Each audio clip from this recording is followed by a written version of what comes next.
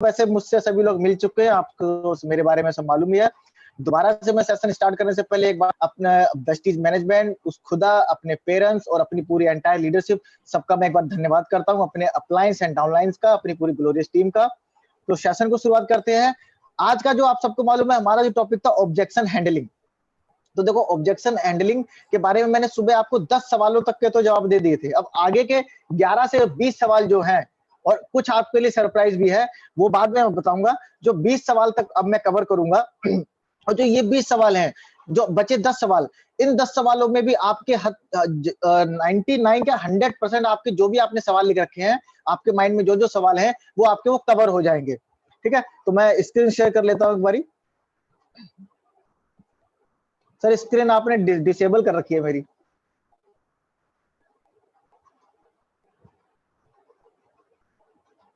Sir हो गया sir, thank you.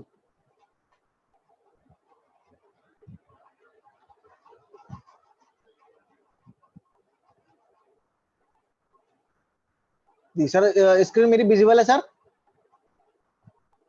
Keshav sir? Yes sir. Okay okay, thank you फिर दोस्त सर।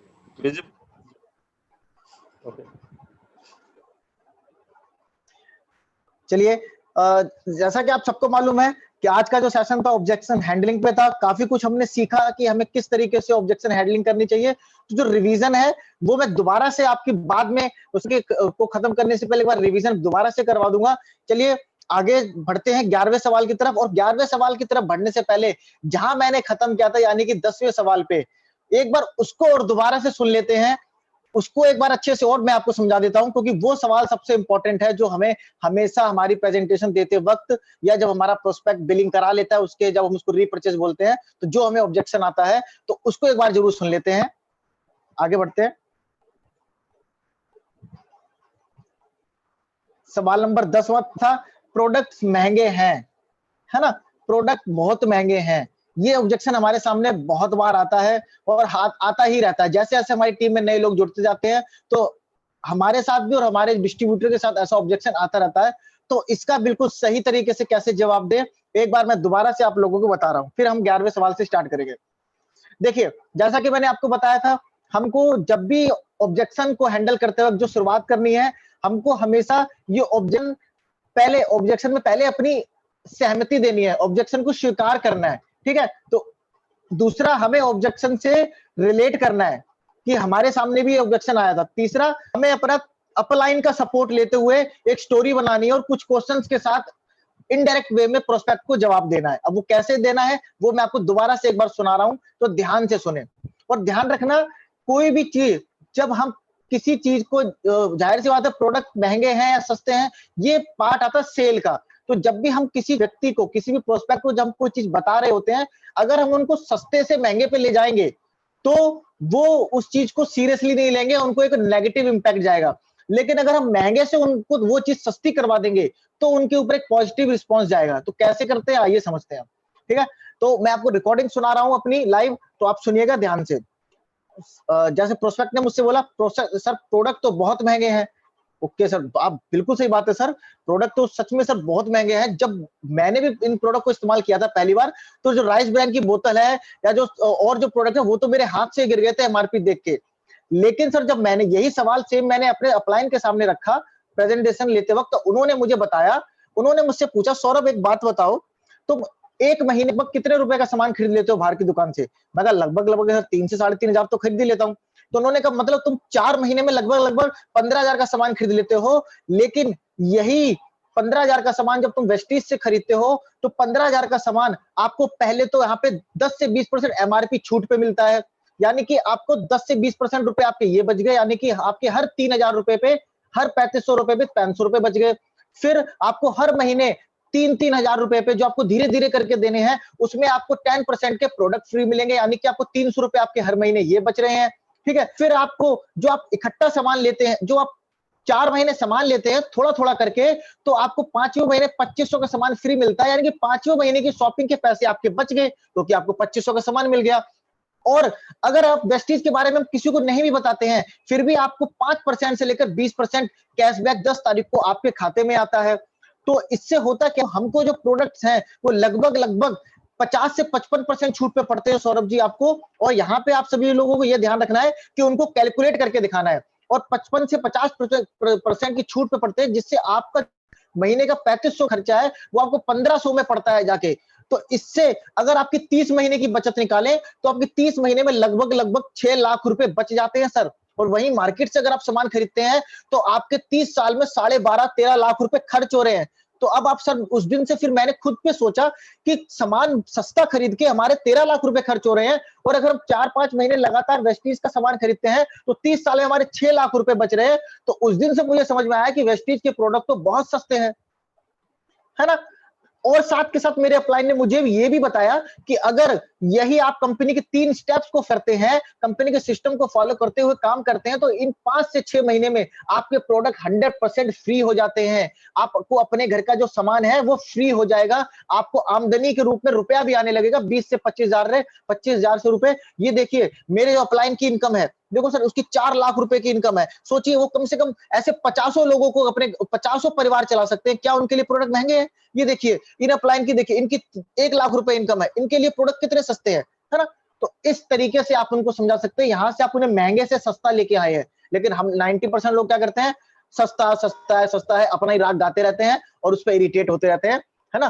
कैलकुलेशन पे काम नहीं करते हैं, उसको प्रैक्टिकल समझाते नहीं है, ठीक है। तो इस तरीके से हमें ये इस क्वेश्चन का, इस ऑब्जेक्शन का जवाब देना है। बाकी आप सबसे मैं दोबारा कहूंगा कि एक बार में आपको सुन के समझ में नहीं आएगा, आपको YouTube पे जाके, हमारे ग्लोरियस टीम ऑफिशियल चैनल पे जाके बार बार मेरी रिकॉर्डिंग्स को देखना होगा और मिरर प्रैक्टिस करनी होगी, तभी आप इन जो मेरे सेशंस हैं, यहाँ से जो आपको सीख मिल रही है, इनको अच्छे से सीख पाएंगे।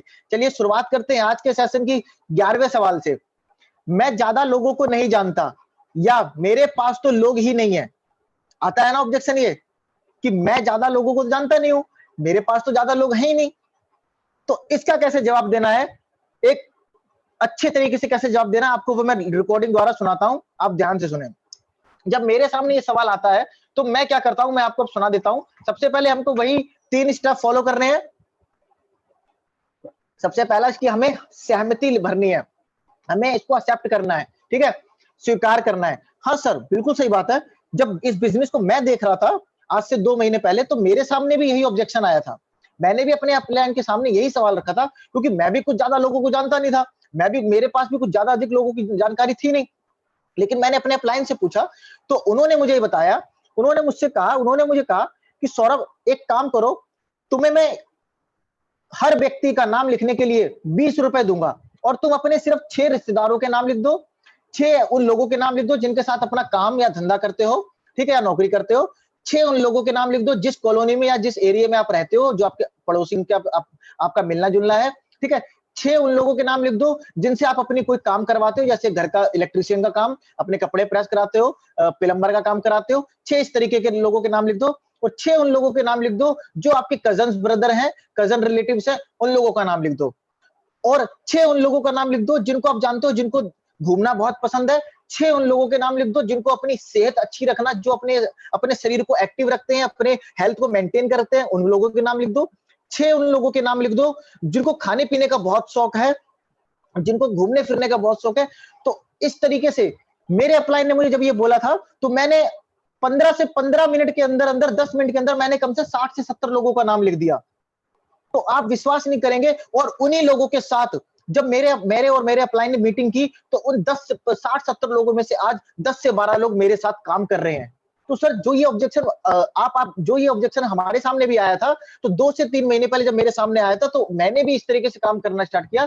तो वो लोग हमें मिल ही जाते हैं जो हमारे जानने वाले होते हैं, क्योंकि उनको भी कहीं ना कहीं अपनी जिंदगी को सुधारने का मौका चाहिए, वो भी किसी ना किसी वे में अपनी लाइफ से स्ट्रगल कर रहे हैं। तो आप लोगों को कोई समझाने का तरीका, जो चीज कहनी है वो लोग आप लोगों को समझ में आ गई होगी, है ना।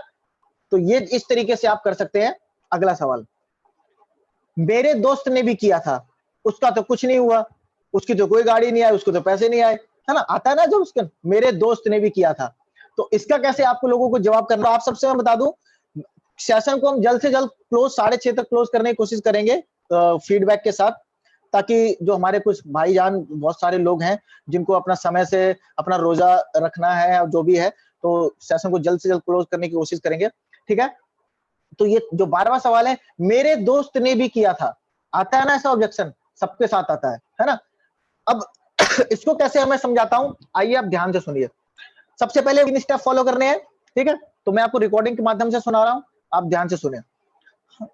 बिल्कुल सही बात है सर, एग्जैक्टली यही क्वेश्चन, यही जवाब, यही सवाल मैंने अपने अपलाइन के सामने रखा था कि एक मेरा दोस्त भी था, उसने भी तो इस बिजनेस की ऐसे किया था, लेकिन उसको तो कोई इनकम नहीं आई, उसका तो कुछ भी नहीं हुआ, वो तो सफल ही नहीं हुआ।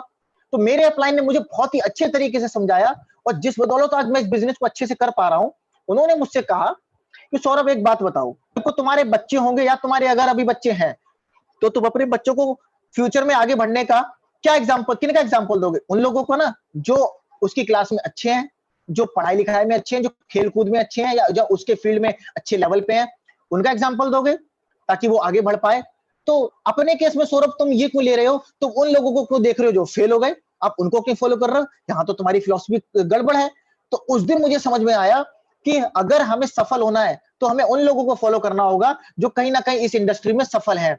फिर उन्होंने मुझे कुछ कार बुक के माध्यम से और मुझे अपनी इनकम के माध्यम से उन्होंने मुझे दिखाया कि देखो ये कैसे कैसे ये लोग हैं जो यहाँ पे बिजनेस में सफल हो रहे हैं 3 से 4 साल में। तो वो उन्होंने मुझे दिखाया, और फिर उन्होंने मेरे को बेस्ट हमारे सिस्टम की जो मीटिंग्स होते हैं, सेमिनार होते हैं, जो प्रोग्राम्स होते हैं, उनमें मुझे बुलाना शुरू किया और मैंने उनमें आना शुरू किया। वहां मुझे जाके पता चला कि कमी दोस्त में थी, कमी हम में थी, जिससे हम इस बिजनेस में सफल नहीं हो पाए थे। लेकिन सर मैं चाहता हूं आप ऐसी गलती ना करें, आप सिस्टम को फॉलो करें, सीखना शुरू करें। आप बिल्कुल, ये श्योरिटी है मेरी कि आप भी 2 से 3 साल में बिल्कुल सफल हो जाएंगे। तो ये आपने एक तो उसमें उसके क्वेश्चन में सहमति ली और ऑब्जेक्शन खुद पे लिया, और उसको एक सबक दे दिया कि बिना सीखे ये बिजनेस हो नहीं सकता, मीटिंग सेमिनार में आए ये बिजनेस हो नहीं सकता। और यहाँ पे आपने बच्चों से भी रिलेट कर दिया, है ना? और आपने अपने हर क्वेश्चन में अपने अपलाइन को लाए हो, तो इतना उसको पता चल गया ये ऐसा वैसा बात नहीं है, इसके ऊपर एक अपर हैंड है, इसके ऊपर एक बहुत बड़ी हस्ती है, इसका हाथ, इसके ऊपर किसी अच्छे व्यक्ति का हाथ है। ठीक है? तो अगले मैं उम्मीद करता हूं आपको भी ये सवाल का जवाब का जो इंटेंशन है, किस तरीके से समझाना है, वो आपको समझ में आ गया होगा। चलिए आगे बढ़ते हैं। और ध्यान रखें, कभी भी ऑब्जेक्शन हैंडलिंग करते वक्त आपको टेंशन में नहीं आना है, आपको कॉन्फिडेंट रहना है, इसको इजी वे में ट्रीट करना है, हिचकिचाना नहीं है, हेजिटेट नहीं होना है। ठीक है? सवाल नंबर 13, मुझे नहीं करनी नेटवर्क मार्केटिंग, मेरे मन का नहीं है, मेरे मन की नहीं है, मेरा मन नहीं करता इसको करने का, है ना? आता है ना ऐसा सवाल कि ये मुझे नहीं करनी नेटवर्क मार्केटिंग, मेरे मन की नहीं है ना? मेरा मन नहीं है। तो इस तरीके के सवाल को कैसे हम ऑब्जेक्ट करते हैं, कैसे हम इसका जवाब देते हैं, आइए समझते हैं। तो यहाँ पे उसने 2 तरीके के सवाल किए हैं। एक तो किया है कि उसने 2 चीजें बताई हैं कि एक तो उसको नेटवर्क मार्केटिंग करनी नहीं है, इसका मतलब उसको नेटवर्क मार्केटिंग की एग्जैक्ट नॉलेज नहीं है।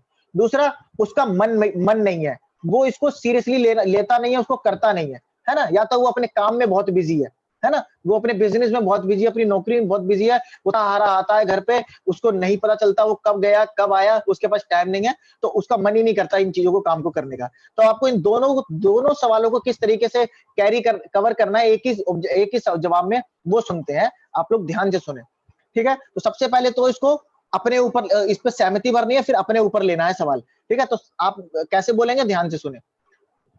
बिल्कुल सही बात है सर। जब मैं इस प्रेजेंटेशन को देख रहा था तो मेरा भी मन नहीं था नेटवर्क मार्केटिंग करने का, तो भी नहीं अच्छा लगता था, मेरा भी मन नहीं था कि मैं नेटवर्क मार्केटिंग करूं, और मुझे नेटवर्क मार्केटिंग करनी ही नहीं थी।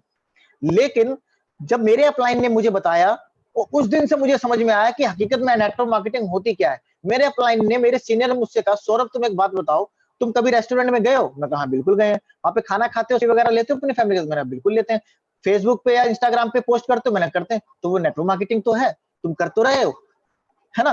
तुमने कभी ओला उबर में बैठे हो? जब तुम ओला उबर में बैठते हो, तुमको कंपनी की तरफ से मैसेज आता है ना कि तुम 4 लोगों को और रेफर करो तो तुमको राइड फ्री मिलेगी, तो तुम करते हो ना? हाँ जी सर, बिल्कुल करते हैं। तो ये मार्केटिंग तो है। तुम गूगल पे के थ्रू या पेटीएम के थ्रू या फोन पे के थ्रू लोगों को ट्रांजेक्शन करते हो, आपको कूपन कोड मिलता है ना, कुछ ना कुछ कैशबैक मिलता है, तो वो क्या है? वो भी तो नेटवर्क मार्केटिंग है। तो कहीं ना कहीं सौरभ, तुम ना चाहते हुए भी तुम अपनी लाइफ में मार्केटिंग कर ही रहे हो, और तुम एक नेटवर्क का हिस्सा हो, है ना? और जैसे ही फिर मेरे अपलाइन ने मुझसे ये बोला कि सौरभ, जैसे ही तुम हमारे मीटिंग सेमिनार में आना शुरू करोगे, तो तुमको वहां से पता चलेगा कैसे सफल लोग यहाँ पे कम पढ़े लिखे लोग, गरीब लोग, कम पैसा कमाने वाले लोग, जिनके पास समय नहीं था, जिनका भी मन नहीं था, जो लोग इस बिजनेस को करना नहीं चाहते थे, जो लोगों को जबरदस्ती जो लोग आए थे, आज वो सिस्टम से कमा रहे हैं, बीएमडब्ल्यू, ऑडी, मर्सिडीज जैसी गाड़ी चला रहे हैं। देखो सर, उसको आपको तुरंत दिखानी, देखो सर ये कार बुक, यहाँ पे देखो ये इनकी उनकी प्रोफाइल दिखानी है, देखो सर ये मेरे अपलाइन का बैंक स्टेटमेंट। तो इस तरीके से आपको दिखाना है। तो सर सच में उस दिन से, जब से मेरे को ये चीज समझ में आई कि हम ना चाहते हुए भी नेटवर्क मार्केटिंग कर रहे हैं, उस दिन से मैंने इस बिजनेस को करना स्टार्ट किया और मैं माहौल में जाना शुरू हुआ। वहां मुझे समझ में आया, वहां से हमें हमारे एनर्जी आई और बिजनेस करने का जो सही तरीका है पता चला। और सर सही बताऊं सर, आज मैं जॉब और बिजनेस कर तो रहा हूं और वेस्टीज को पार्ट टाइम तो कर रहा हूं, लेकिन इसको मैं पूरे मन के साथ कर रहा हूं। और साथ के साथ मेरे 2 से 3 महीने में आज मेरी टीम में कम से कम 15 से 20 लोग हो गए हैं, जिनको मैं सिखा पा रहा हूं और जो मेरे साथ काम कर रहे हैं। तो कि आपने उसको क्या दे दिया, जवाब भी दे दिया, नेटवर्क मार्केटिंग भी एक लाइन में नेटवर्क मार्केटिंग की परिभाषा भी समझा दी, और आपने उसका ये बता दी कि मन नहीं कर रहा तो आपने इनकम वगैरह दिखा के उसको थोड़ा मोटिवेट कर दिया, और सेमिनार और ट्रेनिंग प्रोग्राम्स का सहारा देके आपने बता दिया कि यहाँ पे आके माहौल मिलता है। और आपने अपनी थोड़ी सी सफलता दिखा दी कि आपकी टीम में 10-15 लोग हो गए, यानी कि अगर मन नहीं करता लेकिन काम करते हैं, फिर भी हम इस बिजनेस में सफल हो सकते हैं। तो आपको इस तरीके से इस क्वेश्चन का जवाब देना है। ठीक है, देखिए जो मेरी रिकॉर्डिंग होती है उसमें जो जवाब देने का तरीका है उसको समझे, बाकी आप अपनी लैंग्वेज में इसको प्रेजेंट करें, लेकिन और जो स्टेप्स है वो ही फॉलो करें और अपनी लैंग्वेज में और स्टेप्स को फॉलो करते हुए प्रेजेंट करें। चलिए अगला सवाल, सवाल नंबर 14, इतने पैसे कहां से आते हैं भाई, इतने पैसे भी अच्छा 2 लाख रुपए महीना भी कमाता है बंदा, अच्छा यहाँ बीएमडब्ल्यू भी आती है, ऐसे सवाल आते हैं ना सामने। ये वो लोग होते हैं जो अनजान लोग होते हैं, जिनको इसकी बिल्कुल भी नॉलेज होती ना, तो वो उन्होंने इसके बारे में सुना ही नहीं होता, इसके बारे में अवेयर ही नहीं होते। तो ये वो लोग होते हैं जो भोले लोग होते हैं। ठीक है, तो वो पूछते हैं इतने पैसे भी आते हैं, वो एकदम से हक्के बक्के हो जाते हैं। तो इसका कैसे देना है आइए समझते हैं। यहाँ पे आप अपने अपलाइन की हेल्प लोगे, अपलाइन को third party as a reference use करोगे। आइए सुनते हैं कैसे। तो और सबसे ध्यान रखना है, यहाँ पे आपको car book, leading lady book और अपने लीडर्स की, मेंटर्स की, अपलाइंस की, उनकी बैंक स्टेटमेंट अपने साथ रखनी है और कुछ टेस्टिमनी अपने साथ जरूर रखनी है। ठीक है, चलिए मैं आपको बताता हूं कैसे, ध्यान से सुने। जब जैसे ही ऑब्जेक्शन आया, बिल्कुल सही बात है सर, जब मैं प्रेजेंटेशन देख रहा था, मैं तो समझ नहीं रहा था कि मैं ये पूछूं या ना पूछूं, लेकिन मैंने अपने अपलाइन से ये सवाल पूछा और मैंने उनसे कहा सर इतने पैसे आते भी हैं यहाँ पे, क्योंकि हम तो इतने सालों से नौकरी कर रहे हैं, बिजनेस कर रहे हैं, हमने तो एक महीने में कभी इतना रुपया कमा ही नहीं पाया, जबकि मेहनत भी पूरी करते हैं। तो मेरे अपलाइन ने मुझे बहुत ही सरल तरीके से समझाया, बहुत ही इजी वे में समझाया।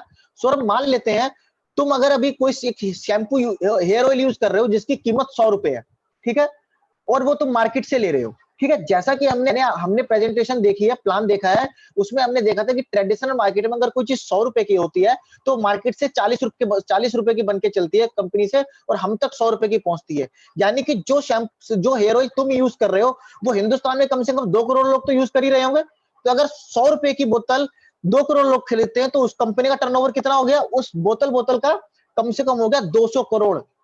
यानी कि यही टर्नओवर अगर किसी डायरेक्ट सेलिंग कंपनी यानी हमारी कंपनी में होता है, हमारे सिस्टम होता है, तो कंपनी क्या कहती है कि बीच का जो 60% रुपया है वो एज अ इनकम में लीडर्स को, जो बीच के डिस्ट्रीब्यूटर होते हैं यानी कि हम और आप, उनको वापस होता है। यानी कि बीच का 120 करोड़ रुपया हम लोगों को वापस मिलता है। तो सर इस तरीके से यहाँ पैसा आता है ना सर, इस तरीके से यहाँ पैसा आता है। और ट्रेडिशनल मार्केट में जो बीच का पैसा होता है उन लोगों में बढ़ जाता है, इसलिए हमें पता ही नहीं चलता कि हाँ इस इंडस्ट्री में पैसा आता भी है।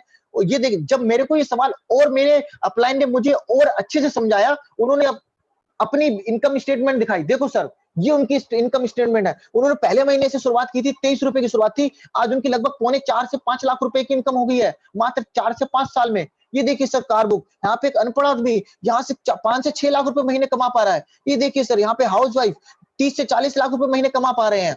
तो विश्वास पहले दिन मुझे भी नहीं हुआ था, लेकिन जब मैं मीटिंग सेमिनार में जाना शुरू हुआ तब वहां मैंने देखा कि यहाँ पे एक गूंगा आदमी 3 से 5 लाख रुपए कमा सकता है। एक स्टूडेंट जो स्टूडेंट यहाँ पे 10 से 12 लाख रुपए महीना कमा रहा है। तो उस दिन से मैंने इस बिजनेस को सीरियसली करना स्टार्ट किया और आज मेरी टीम में 12 से 15 लोग हो गए हैं। और मैं भी जिस तरीके से हमारे सीनियर्स की शुरुआत हुई थी, मैं भी उसी शुरुआत के हिसाब से पैसा कमाना शुरू कर दिया है। तो आपने इस तरीके से यहाँ क्लोज करना है। तो यानी कि यहाँ पे आपने उनको क्या समझा दिया कि पहले तो आपने उसको ये बता दिए ये पैसा आता कहां से, इस इंडस्ट्री में करोड़ों का जो रुपया बढ़ता है आता कहां से है। दूसरा आपने उसको लग्जरी कार बुक और इनकम स्टेटमेंट के माध्यम से आपने डायरेक्टली उसको नहीं बताया, लेकिन कहानी के माध्यम से कहीं ना कहीं उसी तक पहुंचा। आपने उसको इनकम स्टेटमेंट भी दिखा दी, लग्जरी कार बुक में भी एक दो लोगों के एग्जांपल दिखा दिए, है ना। और ये फिर अपने ऊपर ले लिया कि जब मैंने करना स्टार्ट किया तो मेरे को भी इनकम आना शुरू हो गई जैसे सबको आती है, तो वो इसको फिर पॉजिटिव वे में लेगा। तो इस तरीके से आपको चलो को कवर करना है, और कभी भी आपको हेजिटेट नहीं होना, कभी भी परेशान नहीं होना, ठीक है। चलिए आगे बढ़ते हैं अगले सवाल पे। सवाल नंबर 15। अब देखिए इस सवाल पे 15 के ऊपर स्टार लगा है, इसका मतलब क्या है, यहाँ पे हमें रेफरेंस अपलाइन का नहीं लेना है, ठीक है। तो कुछ सवाल ऐसे होते हैं, ये अपनी खुद की कॉमन सेंस है कि आपको कहां अपलाइन का रेफरेंस लेना है, कहां नहीं लेना है, तो ये आपको समझना है, ठीक है।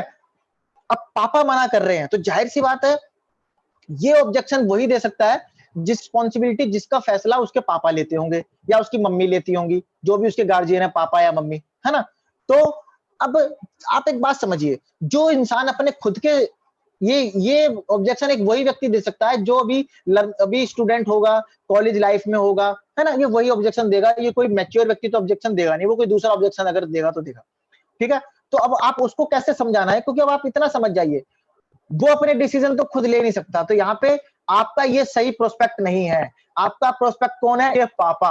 अब इसके पापा तक पहुंचना है, इसको इससे हमारा कोई फायदा नहीं है, इसके पापा तक पहुंचना है। कैसे पहुंचना है वो हम समझते हैं, ठीक है।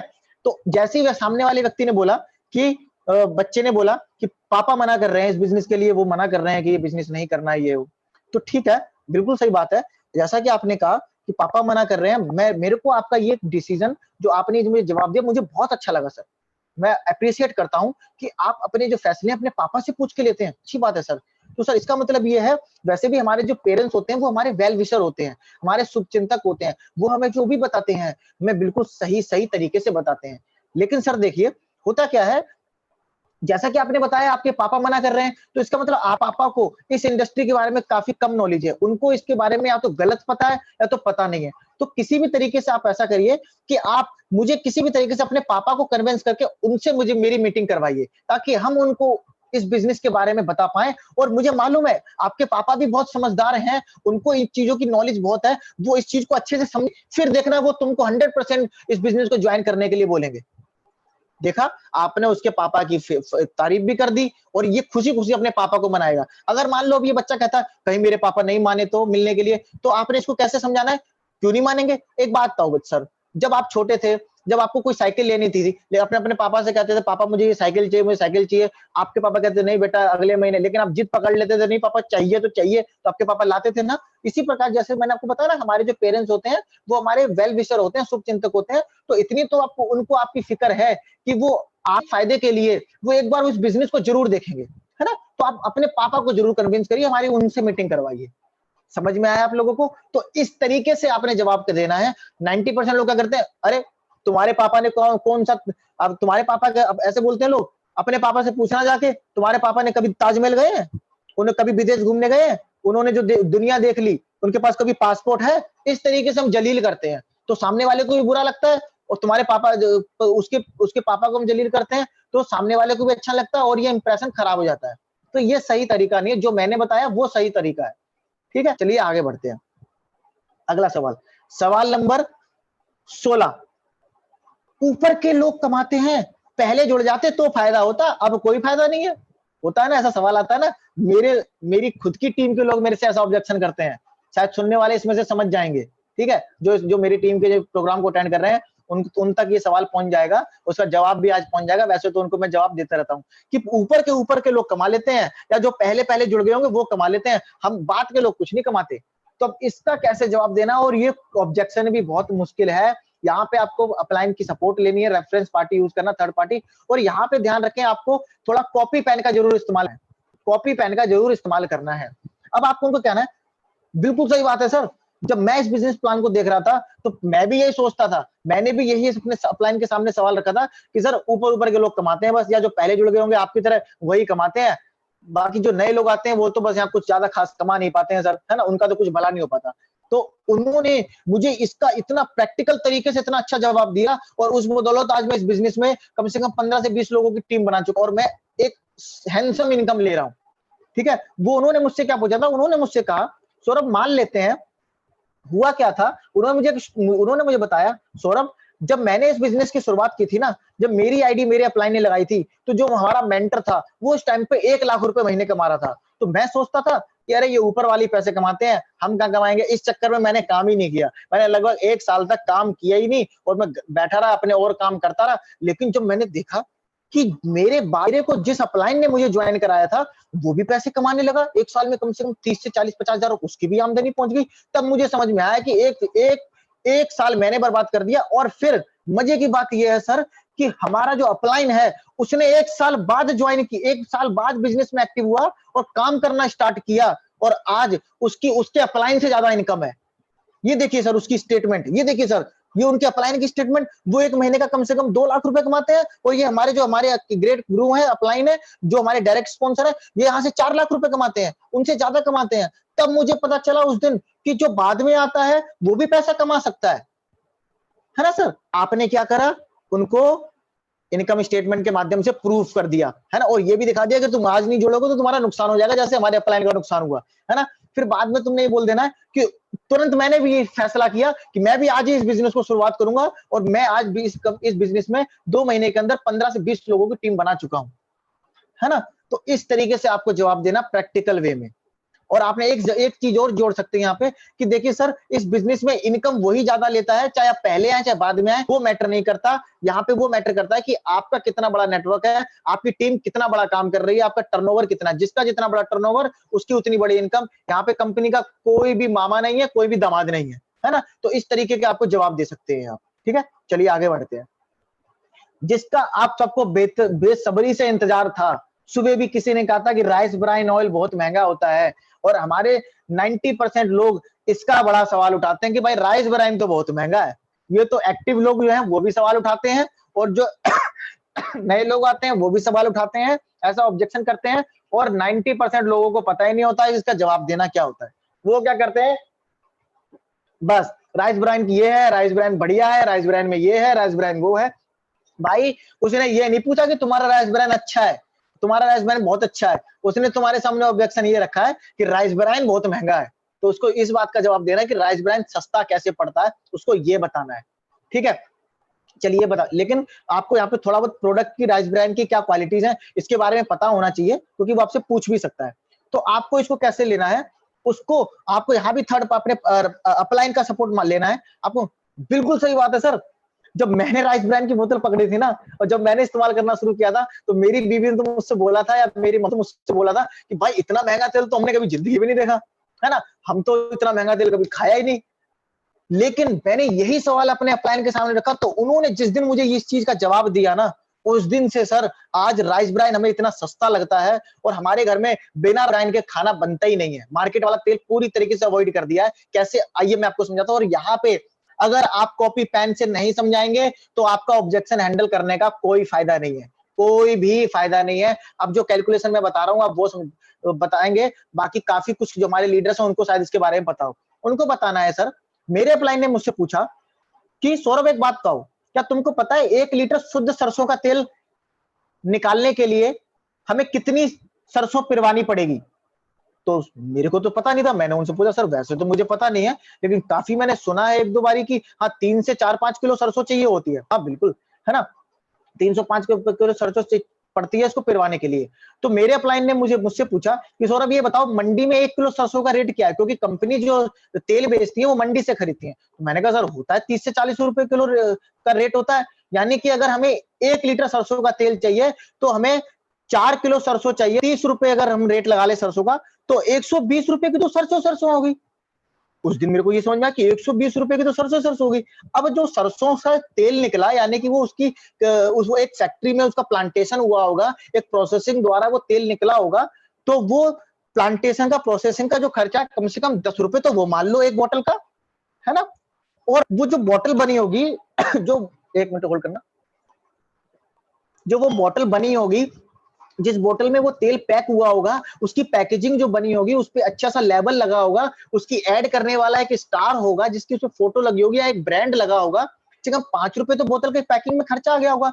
दूसरा, आपको पता है सर, जैसे हमने इस बिजनेस में देखा मेरे अपलाइन और आपको मैंने ही बताया कि हम कोई भी प्रोडक्ट अगर मार्केट से लेते हैं तो जो बीच का जो 60% रुपया होता है वो बेचने वालों में और ऐड करने में बच जाता है, यानी कि 40 रुपए तक लगभग लगभग उनको बेचने वालों ने ले लिया होगा 10-10 रुपए उस बोतल पे मार्जिन अपना, और 20 रुपए उसने ले लिए होंगे जो उसकी टीवी पे ऐड करता है।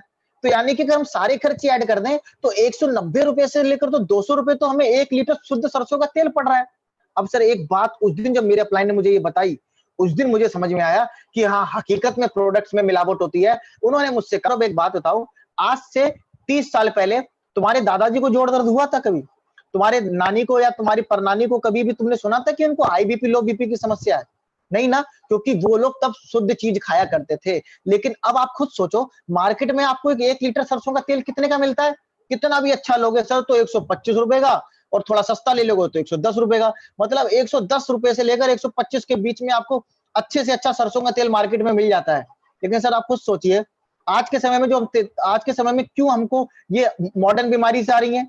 लोग जल्दी मोटे हो जाते हैं, ट्रांस फैट आ जाता है, ठीक है, हाई बीपी लो बीपी जैसी समस्या आती है, जोड़ दर्द जैसी समस्या आती है, किडनी फेल होता है, हार्ट फेल होता है। क्यों होता है? ये गंदा तेल खाने की वजह से। क्योंकि जो चीज 200 रुपए में बनके तैयार होती है, अगर वो चीज 125 रुपए में कस्टमर को मिलेगी तो कहीं ना कहीं साल इसमें पाम ऑयल मिक्स होता है, इसलिए हमको समस्याएं आती हैं। उस दिन से सर मेरा दिमाग चकरा गया और मैंने पूरे विश्वास के साथ इस राइस ब्रांड को खाना शुरू किया, अपने पूरे परिवार में खाना शुरू किया।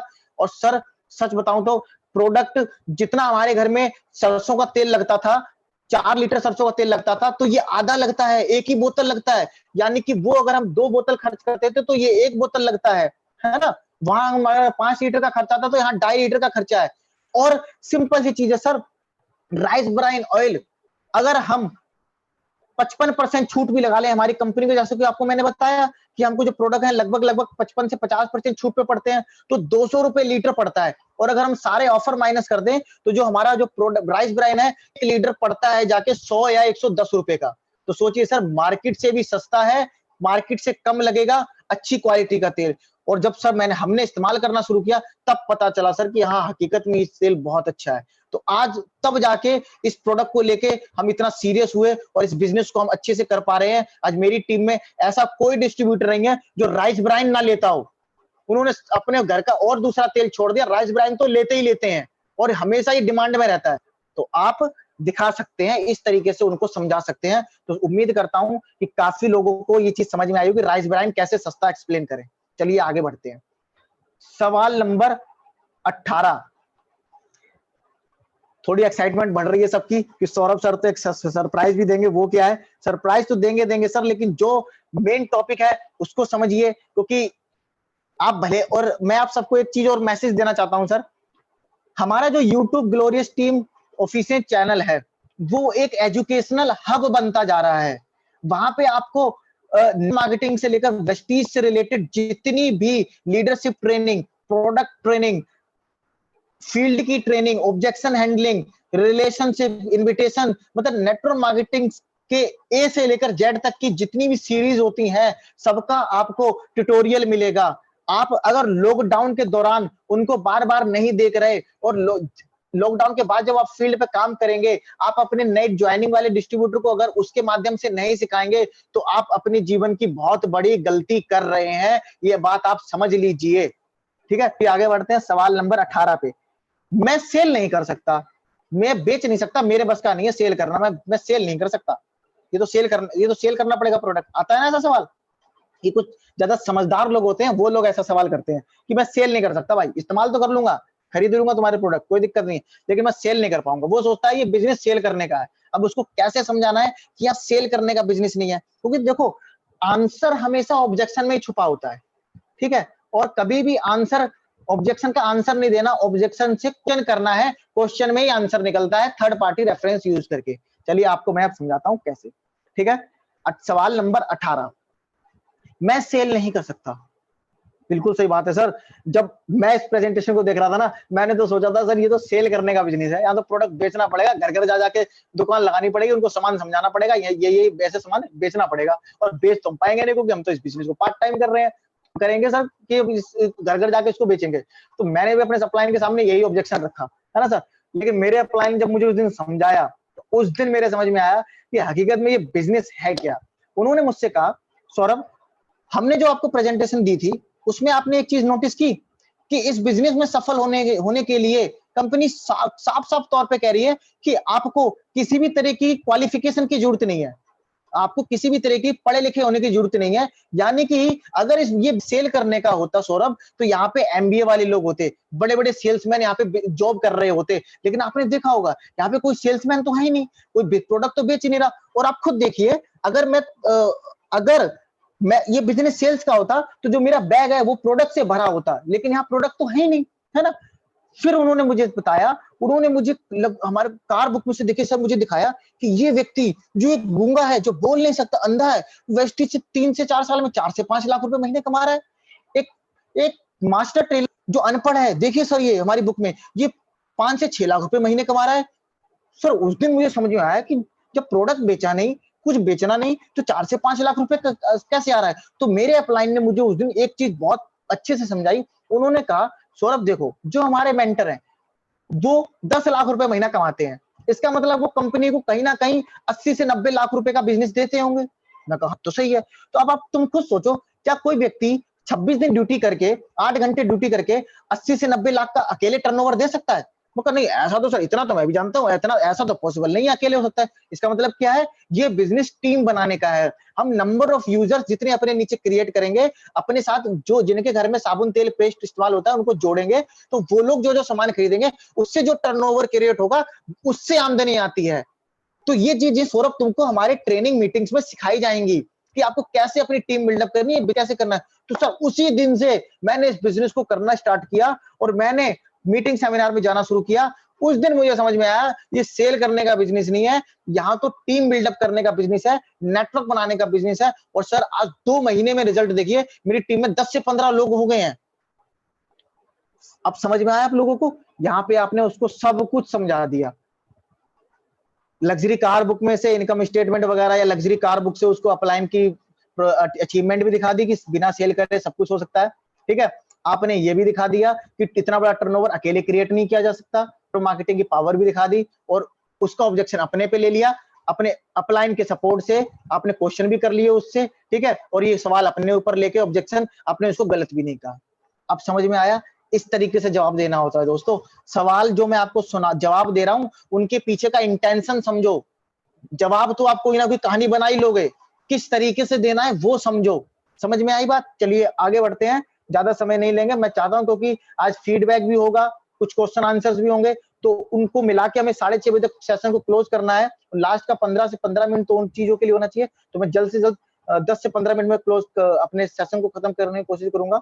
अगला सवाल, सवाल नंबर 19, कहीं पिरामिड स्कीम तो नहीं है? सर ये तो पिरामिड, ये तो सब पिरामिड स्कीम लग रही है सर, ये तो पिरामिड में स्कीम है ना, इस तरीके का सवाल। अब देखिए इसका मतलब क्या है, इस व्यक्ति को इस इंडस्ट्री के बारे में नेगेटिव नॉलेज है, इसने कहीं ना कहीं नेगेटिव एक्सपीरियंस किया है। तो अब देखिए यहाँ पे आपको थोड़ा सा इसको डाइवर्ट करना है। इसको पहले पिरामिड के बारे में नहीं बताएंगे, उसको क्या बताएंगे आइए मैं आपको समझाता हूँ। पहले उसको हम को बेनिफिट बता देंगे इंडस्ट्री के, एक ऐसा क्वेश्चन उसके सामने डाल देंगे, एक ऐसी स्टोरी उसके सामने डाल देंगे, इस इंडस्ट्री के बेनिफिट बता देंगे, फिर उसको पिरामिड बताएंगे कि पिरामिड होता क्या है। ठीक है, अपने अपलाइन का सपोर्ट लेके। ठीक है, आइए सुनते हैं ध्यान से।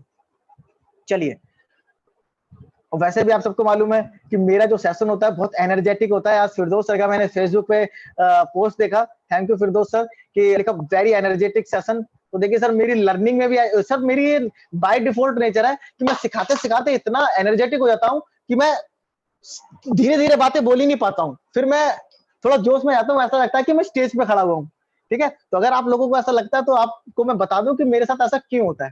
ठीक है, चलिए थैंक यू सर, आपने आज वाले पोस्ट किया फेसबुक पे, मुझे बहुत अच्छा लगा।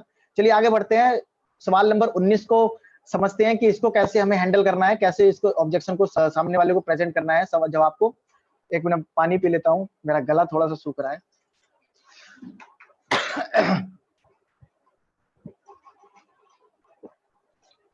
सवाल नंबर 19, पिरामिड स्कीम तो नहीं है, तो इसको अब मैं रिकॉर्डिंग के माध्यम से सुनाता हूं, ध्यान से सुने। सब बिल्कुल सही बात है। जब मैं ये प्रेजेंटेशन देख रहा था तो मैंने भी अपने अपलाइन के सामने यही सवाल रखा था, पिरामिड स्कीम तो नहीं है।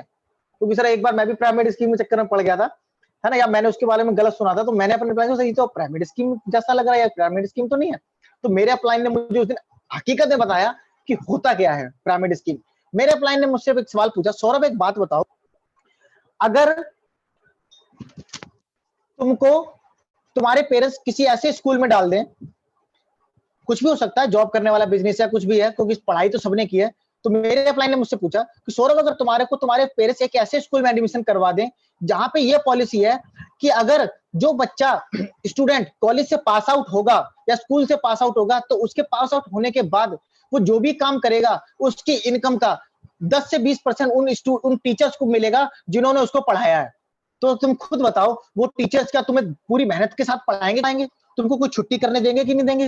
वो खुद भी छुट्टी करेंगे कि नहीं करेंगे? तो वो क्लास बंक करने देंगे कि नहीं देंगे? तो सर सही बात है, अगर उनको मेरी कमाई का कमीशन मिलेगा मेरी पढ़ाई का, तो जाहिर सी बात है सर, वो तो मुझे बहुत अच्छे से पढ़ाएंगे, ना मुझे छुट्टी करने देंगे, ना खुद छुट्टी करेंगे, मुझे हर वक्त पढ़ाते ही रहेंगे। बिल्कुल सही बात है। इसी तरीके से सर नेटवर्क मार्केटिंग में क्या होता है कि हम जिन लोगों को ज्वाइन कराते हैं उन लोगों के जिंदगी भर काम करके हमको पैसा आता है, यानी कि उनको हम जितना सफल बनाएंगे, उनके काम करने से, उनके सफल होने से हम सफल होते हैं।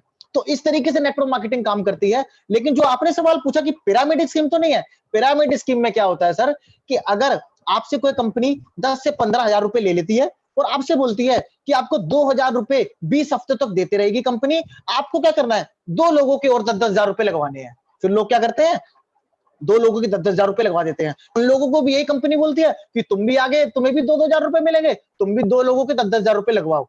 तो ये होती है मनी सर्कुलेशन सर, इसे कहते हैं पिरामिड स्कीम, और ये इस इंडस्ट्री में इलीगल है। मुझे तो उस दिन पता चला जिस दिन मैं प्रेजेंटेशन देख रहा था सर, सच में। और उस दिन मुझे पता चला कि नेटवर्क मार्केटिंग क्या होती है, और आज मैं उस बिजनेस को पॉजिटिवली कर पा रहा हूं। मेरी टीम में 10 से 15 लोग तैयार हो गए हैं। देखो सर, मैं 10 से 15 हो या 2 महीने का क्यों बोलता हूं, क्योंकि ये ऑब्जेक्शन नए लोगों के पास ही आता है ना। तो इस तरीके से इस क्वेश्चन में क्या करा हमने, पहले तो ऑब्जेक्शन अपने ऊपर लिया, फिर उसको सीधा पिरामिड के बारे में नहीं बताया, एक स्टोरी ली अपने अपलाइन के रेफरेंस से, पहले नेटवर्क मार्केटिंग का एक बेनिफिट बता दिया स्कूल का एग्जांपल लेके, फिर हमें सीधा पिरामिड, बिना देरी करे हुए सीधा पिरामिड के ऊपर आए, और हैरान हुए कि उस दिन तो मुझे पता चला सर हकीकत में पिरामिड स्कीम होती क्या है। इससे पता क्या चलेगा, सामने वाले प्रोस्पेक्ट को ये लगेगा यार इसको बिल्कुल जैसा मेरे साथ हुआ बिल्कुल इसके साथ ही वही हुआ है। समझ में आ रही बात? अब वो कौन सा देखने गया कि आपके अपलाइन के साथ आपने स्टोरी बनाई थी, हुआ था नहीं हुआ था, कौन सा वो आपको देखने गया? तो बेफिक्र होकर, माइंड फ्री होकर ऑब्जेक्शन का हैंडल करें। बहुत ही और सब मजे की बात बता दूं, जब मैं प्रेजेंटेशन करता हूं, केशव सर को भी मालूम है कि मैं ऑब्जेक्शन हैंडलिंग बहुत अच्छे से कर लेता हूं। मैं अपने जो प्रोस्पेक्ट्स होते हैं उनको मुंह बंद नहीं करता, उनको मैं सेटिस्फाई करता हूं।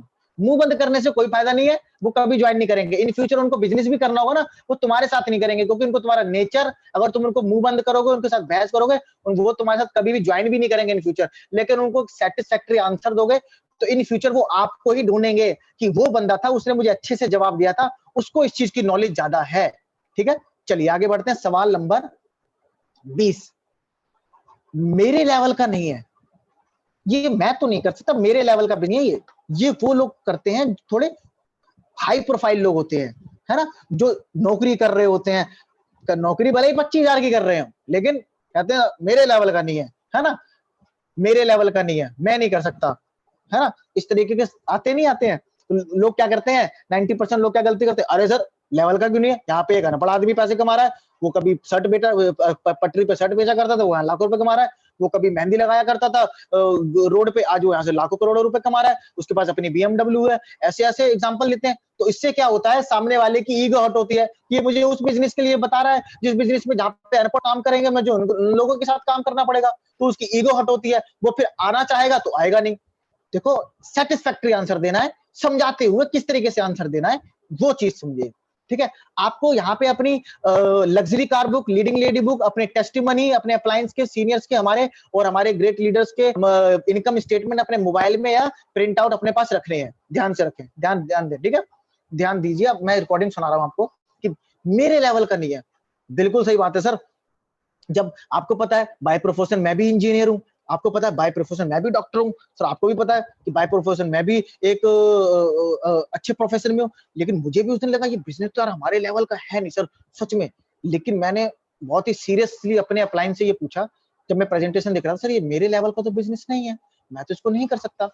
तो मेरे अपलाइन ने मुझे बताया, सर देखिए होता क्या है, ये जो बिजनेस है ना, यहाँ पे लेवल बनता है लोगों का, लोगों को यहाँ नेम फेम मिलता है, ठीक है। उन्होंने मुझे कुछ दिखाया, देखिए सर, उन्होंने मुझे ये दिखाया, यहाँ पे एक जो व्यक्ति है जो किसी समय पे बोल नहीं पाता था, जो अभी जो गूंगा है, जो या आंखों से देख नहीं पा रहा, वो यहाँ से अच्छे लाखों रुपए कमा रहा है, अच्छी लाइफस्टाइल जी रहा है, उसको इसको इतनी इज्जत शोहरत मिल रही है।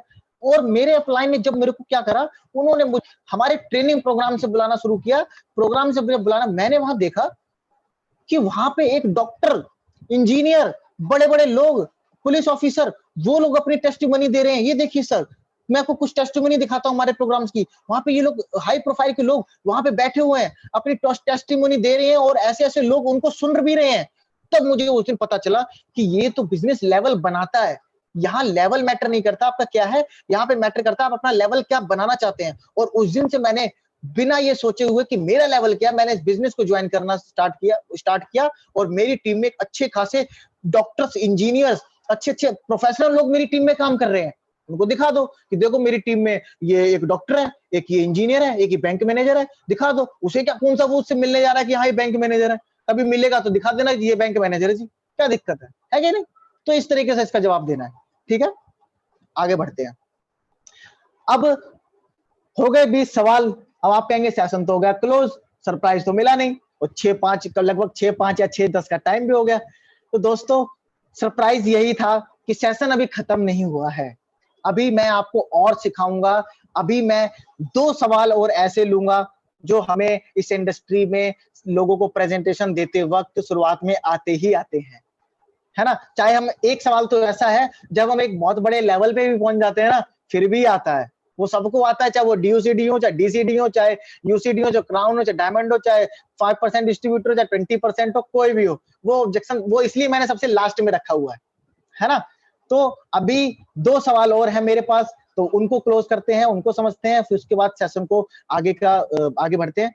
सवाल नंबर 21, पहले अपने दोस्तों को प्लान दिखाते हैं, वो तैयार हो गए तो मैं ज्वाइन कर लूंगा। आज का सरप्राइज है कि मैं 2 एक्स्ट्रा सवाल लेके आया हूं। ये 20 खतरनाक सवालों के जवाब नहीं थे, हकीकत में ये प्रोग्राम 22 खतरनाक सवालों का था। पहले अपने दोस्तों को प्लान दिखाते हैं, वो तैयार हो गए तो मैं ज्वाइन कर लूंगा। इस तरीके का आता है ना कि पहले मैं अपने कुछ दोस्तों से मिल लेता हूं, उनको प्लान दिखा देता हूं, तब मैं ज्वाइन करने की सोचूंगा, तब ज्वाइन कर लूंगा पक्का। आता है ना ऐसा ऑब्जेक्शन।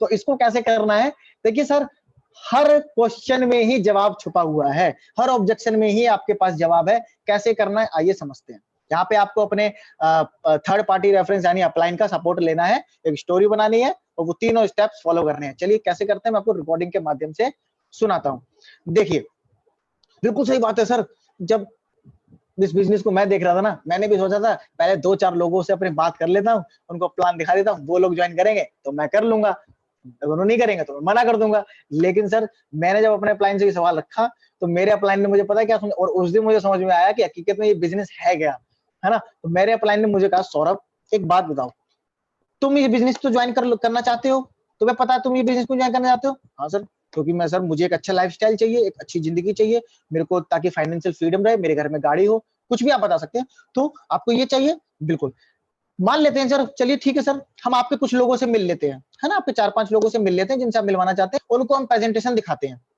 लेकिन अगर उन्होंने ये बोल दिया कि क्या तुमने सौरभ ज्वाइन कर लिया है बिजनेस, क्योंकि सर ध्यान रखना, उन्होंने मुझसे ये बोला था कि सौरभ ये बिजनेस प्योर डुप्लीकेशन का है, जैसा जैसा तुम करोगे, क्योंकि एक लीगल बिजनेस है, जैसा जैसा तुम करोगे तुम्हारे जानने वाले, तुमसे जुड़ने वाले बिल्कुल वैसे ही करेंगे। तो जब हम उनको प्रेजेंटेशन दिखा रहे होंगे, तो जब वो लोग सीधा हमसे, आपसे मैं लिख के दे सकता हूं, आपसे यही सवाल करेंगे, सौरभ जी कि तुमने क्या ज्वाइन कर लिया, तब आप क्या बोलेंगे, नहीं हम ज्वाइन नहीं किया। तो वो लोग छूटते ही बोलेंगे पहले खुद ज्वाइन करो तब हम इसके बारे में सोचेंगे। तो ये गलत है, ये प्योर डुप्लीकेशन का बिजनेस है। तो सर उस दिन मुझसे ये बहुत बड़ी गलती हो गई थी। मैंने क्या करा, मैंने अपने कुछ लोगों की लिस्ट बनाई और अपने अपलाइन के साथ उनकी मीटिंग फिक्स की, पहले बिजनेस को ज्वाइन किया, प्रोडक्ट इस्तेमाल करे, मीटिंग को फिक्स किया, और फिर मैंने उनके साथ अपने अपलाइन के साथ मीटिंग की। और सर मैंने बहुत ही कॉन्फिडेंस के साथ अपने उन लोगों को ज्वाइन करा पाया जिनको मैं पहले प्लान दिखाना चाहता था। क्योंकि मेरे तो अंदर तब कॉन्फिडेंस था, क्योंकि तब मैं प्रोडक्ट भी इस्तेमाल कर रहा था, मुझे प्रोडक्ट के बारे में पता था, कुछ नॉलेज प्रोडक्ट प्लान की भी थी, सिस्टम के बारे में पता था। तो जो हमारे अपलाइन थे उन्होंने मुझे बहुत अच्छे से इस चीज के बारे में समझाया था। तो सर हमें सबसे पहले खुद को ज्वाइन करना होता है, वह जब हम ज्वाइन करेंगे तभी हमारे जानने वाले उसे डुप्लीकेट करेंगे। तो आपको इस तरीके से जवाब देना है। और यहाँ पे जरूर ये बोलना है, सोचना जो जो क्वेश्चन में है उसी में आपने लास्ट में क्लोजिंग करनी है। तो सर मैंने जब इस बिजनेस आपने कैसे बोला, बिल्कुल सर, फिर मैंने इस बिजनेस की शुरुआत की और वही जिन लोगों को मैं बिना ज्वाइन करे प्लान देना चाहता था उनको मैंने ज्वाइन करके प्लान दिया, तो वो लोग मेरे से ज्वाइन हो गए। अगर मैं ज्वाइन नहीं करता शायद वो मना कर देते। तो समझ में आया, उसको सामने वाले को सबक मिल गया। ठीक है, चलिए अगला सवाल, सवाल नंबर 22। ऐसे तो एक दिन सारे जुड़ जाएंगे तब क्या होगा? केशव सर आपके पास भी आया हुआ एक बार सवाल, जब मैं आपको मीटिंग दे रहा था, तब मैं किसी को मीटिंग प्लान दे रहा था, तब आपके सामने उस व्यक्ति ने आपसे सवाल पूछा था, है ना सर? याद है आपको? हाँ जी, बिल्कुल याद है सर। है ना? तो मैंने कैसे जवाब दिया था, आज मैं दोबारा से सुनाता हूँ। उस दिन भी आपने मेरी बहुत तारीफ की थी, आज फिर आप मेरी तारीफ करेंगे मुझे मालूम है ना? और लेकिन सर सिखाया हुआ तो सब आप ही का है ना? हमें आगे करते रहते हो हमेशा। चलिए सवाल नंबर 22 और इस सेशन का आखिरी सवाल, ऐसे तो सारे दिन जुड़ जाएंगे तब क्या होगा? ऐसे तो एक दिन सारे जुड़ जाएंगे तब तो कंपनी में कोई जुड़ेगा ही नहीं, तब क्या होगा? फिर तो हम तो बाद में अकेले ही रह जाएंगे। आता है ना इस तरीके का सवाल, या अगर कोई पढ़ा लिखा आदमी होगा ऐसे तो इसमें सैचुरेशन आ जाएगा, एक दिन कंपनी सैचुरेट हो जाएगी। तो इस तरीके का ऑब्जेक्शन आता है, तो इसका कैसे जवाब देना है? इसको आपको यहाँ पे भी अपने अप्लायंस की रेफरेंस लेनी है, क्योंकि डायरेक्टली आप उसको समझा नहीं सकते, स्टोरी बना के समझाना है। और इसको आप थोड़ा मॉडर्न वे में समझाएंगे। कैसे समझाएंगे? ध्यान बोलेंगे बिल्कुल सही बात है सर। जब मैं इस प्रेजेंटेशन को, या मैं जब बिजनेस प्रेजेंटेशन को, जब इस प्रोग्राम इसको देख रहा था, तो मैंने भी अपने अपलाइन से ना यही पूछ लिया था कि सर ऐसा तो एक दिन सारे जुड़ जाएंगे, फिर हम क्या करेंगे, तब क्या होगा सर? तब मेरे अपलाइन ने मुझे बहुत ही तरीके से समझाया, बहुत ही अच्छे से समझाया। उन्होंने कहा सौरभ एक बात बताओ, आप कभी मार्केट में कभी किसी इलेक्ट्रॉनिक शोरूम में गए हो? मैं कहा से गए हो। वहां पे लोग टीवी खरीद रहे होते हैं? मैं कहा बिल्कुल खरीद रहे होते हैं, काफी सारे लोग होते हैं सर टीवी खरीद रहे होते हैं। तो तुम्हें क्या लगता है आज के समय में किसी के घर में टेलीविजन नहीं है? वो कहा टेलीविजन तो सबके घर में है, फिर भी लोग टेलीविजन क्यों खरीद रहे हैं? क्योंकि लोग अपग्रेड होना चाहते हैं। लोग हमेशा मार्केट एडॉप्शन कर्व की तरफ बढ़ते हैं। जैसे प्रोडक्ट सबके पास होते हैं, चीजें सबके पास होते हैं, लेकिन मार्केट में जैसे जैसे नई चीजें आती हैं लोग उनको भी खरीदना चाहते, उनको पुरानी चीजों को रिप्लेस करते हैं नई चीजों से, है ना? इसी तरीके से आपको उन्होंने मेरे सामने मुझे एक एग्जांपल और दिया कि सौरभ आप देख रहे होंगे आज के समय में बच्चे से लेकर बूढ़ा सबके पास मोबाइल हैंडसेट है, सबके पास है ना? फिर भी आप सुनते होंगे आज रियलमी ने एक दिन 1 सेकंड के अंदर 2 लाख यूनिट बेच दिए, फलानी कंपनी ने इतने सारे यूनिट बेच दिए, इतने सारे मोबाइल बेच दिए। क्यों?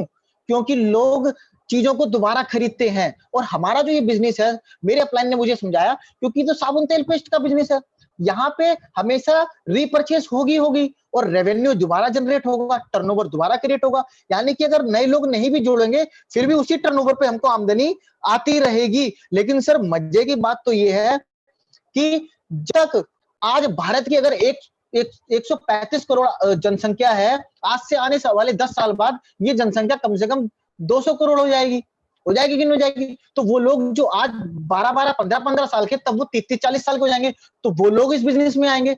तो ये एक ऐसा बिजनेस है, इस दुनिया के अंदर ऐसी कोई इंडस्ट्री नहीं है जो कभी भी जो प्रोडक्ट बेस है वो सैचुरेट नहीं हो सकती है। अगर वो अपने अच्छे तरीके से काम करेगी, मार्केट एडॉप्शन कर्व को समझती रहेगी, अपग्रेड करती रहेगी और रीपरचेस वाला अगर वो बिजनेस है, तो वहां कभी भी सैचुरेशन नहीं आता, वहां लोग जुड़ना बंद नहीं होते हैं। यदि आप ध्यान में समझो, तो उस दिन मुझे समझ में आया कि हकीकत में हमारी सोच गलत थी, मेरी सोच गलत थी, और मैंने इस बिजनेस की शुरुआत की और आज 2 महीने के अंदर मेरी टीम में लगभग 15 से 20 लोग हो गए हैं और वो लोग भी मेरे साथ सीख रहे हैं और काम कर रहे हैं। मेरा अभी आने वाले 15 दिनों के अंदर मेरा कम से कम 30 लोगों के साथ मेरी मीटिंग होने वाली है। तो सर मैं पहले सोचता था कि लोग नहीं मिलेंगे और अब तो लोग पे लोग मिल रहे हैं। तो इस तरीके से आपको जवाब देना है। तो अब मैंने कहा था कि लास्ट में थोड़ा सा आप लोगों को रिवाइज करवाऊंगा क्वेश्चंस। मैंने कोशिश, जहां तक मैंने आपको सुबह कहा था कि जितने भी लोग आए हैं, लगभग 350 लोगों के आसपास आज सेशन में गए थे, सबके सारे क्वेश्चन कवर हो गए होंगे। सारे क्वेश्चन मैं थोड़ा सा फिर से रिवाइज करवा दूं कि मैंने इस प्रोग्राम को, इस चीज को कैसे अपने शुरुआती दौर में तैयार किया। मैंने सबसे पहले अपनी प्रेजेंटेशन को मजबूत किया, क्योंकि ऑब्जेक्शन में 90% केस में ऑब्जेक्शन आए ना, उसके लिए मैं क्या करता हूं, अपने आप को मैंने अपनी प्रेजेंटेशन को बहुत अच्छे से मजबूत किया, जैसा हमारे एमडी फिरदौस सर ने बताया था कि अपनी प्रेजेंटेशन प्रोस्पेक्ट ओरिएंटेड होनी चाहिए। मैंने उस तरीके से मजबूत किया ताकि प्रोस्पेक्ट की रुचि बढ़े, इंटरेस्ट बढ़े, ऑब्जेक्शन आने के चांसेस कम रहे। और मैं रोज किताबें और यूट्यूब पे और बड़ी-बड़ी जगह पे जाके, अच्छी-अच्छी जगह पे जाके क्लाइंट के टच में रह के इस इंडस्ट्री के बारे में और नॉलेज बढ़ाता जा रहा हूं, ताकि मैं लोगों को ऑब्जेक्शन को अच्छे से समझ पाऊं।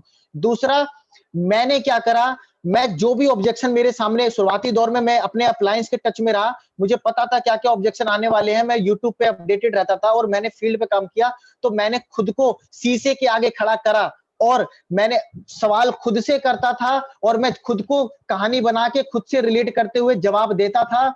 और इस तरीके से मैंने प्रैक्टिस की, इन तीनों स्टेप्स को फॉलो किया और मैंने इस तरीके से ये ऑब्जेक्शन हैंडलिंग, ये मैं खुद कह रहा हूं कि मैं आज ऑब्जेक्शन हैंडलिंग में 100 में से 85% मैं बहुत एक्सपर्ट हो चुका हूं। वैसे मुझे 100% नहीं कहना चाहिए, क्योंकि 100% कोई नहीं होता, क्योंकि मार्केट में और भी ऑब्जेक्शन इन फ्यूचर आ सकते हैं। लेकिन मैं ये है कि 90% केसेस में मैं सामने वाले प्रोस्पेक्ट को सेटिस्फैक्टरी ऑब्जेक्शन का जवाब देता हूं, चाहे और मेरे साथ ऐसा हुआ भी है और उन लोगों ने मेरे साथ 6 महीने बाद, 5 महीने बाद मेरे साथ ज्वाइन किया भी है। तो इस तरीके से आपको खुद प्रैक्टिस करनी है। दोबारा से एक मैसेज दे रहा हूं कि ग्रोलियस यूट्यूब ऑफिशियल चैनल पे जाइए, वहां पे हमारे सेशंस को बार-बार देखिए। अगर आपने मेरी मीटिंग्स को बार-बार अगर सुनेंगे ना, मिरर प्रैक्टिस करेंगे, तो आपको लिखने की भी जरूरत नहीं पड़ेगी। लेकिन अगर आप लिखते रहेंगे, प्रैक्टिस नहीं करेंगे, तो लिखने का भी कोई फायदा नहीं है।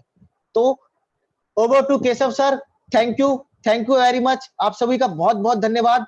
इसी के साथ इस सेशन को, मैं अपने प्रोग्राम को विराम देता हूं और उम्मीद करूंगा आपके पास दोबारा से एक अच्छा, जानदार और बहुत ही इंटरेस्टिंग टॉपिक लेके आऊंगा। थैंक यू आप सभी का धन्यवाद। Wish you wealth. Over to Keshav sir. चलिए, thank you so much sir, thank you so much. बहुत अच्छे तरीके से आपने आज के जो बाकी के क्वेश्चन थे, 10 नहीं 12 क्वेश्चन जो रह गए थे, वो बहुत अच्छे तरीके से आपने सभी को समझाने की कोशिश करी, राइट। जिसमें बहुत सारे लोगों को क्वेश्चन आता था कि सर प्रोडक्ट्स बहुत महंगे हैं, मैं ज्यादा लोगों को नहीं जानता, राइट, मेरे पास लोगों की लिस्ट नहीं है, राइट। कुछ लोग कहते हैं कि मेरे फैमिली मेंबर्स मना कर रहे हैं, मम्मी पापा मना कर रहे हैं, कुछ लोग की वाइफ मना कर रही है, कुछ लोग के हस्बैंड मना कर रहे हैं, राइट। और एक बहुत इंटरेस्टिंग पार्ट जो आपने बताया कि सिर्फ ऊपर ऊपर के लोग कमाते हैं, या पहले जो जुड़ते हैं वही कमाते हैं, जो बाद में जुड़ते हैं वो नहीं कमाते, वो अच्छे तरीके से आपने क्लियर किया, थैंक यू। और राइस ब्रांड का एग्जांपल आपने देख लिया होगा, राइस ब्रांड कुछ लोग कहते हैं सर बहुत महंगा है, राइट। तो आज के बाद मेरे ख्याल से महंगा नहीं लगेगा आप लोगों को। सो और एक क्वेश्चन और था, एक टॉपिक और था सर का, जिसमें सर ने कहा था कि ये मेरे स्टेटस का काम नहीं है, मेरे स्टेटस का, मेरे लेवल का काम नहीं है। सर मैं आपको सबको ये बताना चाहूंगा, ये लेवल का काम बेशक ना हो, पर ये आपका लेवल को जरूर बढ़ा सकता है। ये आपके स्टेटस को बढ़ाने का काम है, राइट। अगर आप अपने स्टेटस को बड़ा करना चाहते हैं, लेवल को बड़ा करना चाहते हैं, तो ये काम सिर्फ आप ही के लिए, राइट। और बहुत अच्छे तरीके से आपने ये भी समझाया है कि सर, कि अगर सारे जब सब जुड़ गए तो, राइट, ऐसा कभी होता नहीं है। अगर ऐसा होता तो नेटवर्क मार्केटिंग इंडस्ट्री हमारी काफी समय से चल रही है, अगर जुड़ना होता तो सब जुड़ गए होते, आपका और मेरा नंबर नहीं आता, राइट। सो बहुत अच्छे तरीके से आपने आज के सेशन को लिया और बहुत अच्छे तरीके से लोगों ने नोट्स भी बनाए हैं। बहुत, मैं काफी लोगों को देख भी पा रहा हूँ, उन्होंने काफी अच्छे नोट्स बनाए हैं। और थैंक यू सो मच, आपने आज जो सिखाया। और मैं कुछ लोगों से जरूर मिलवाना चाहूंगा आपको। सो सबसे पहले मैं अपनी पूरी टीम की तरफ से सर को थैंक यू बोलना चाहूंगा। Thank you so much.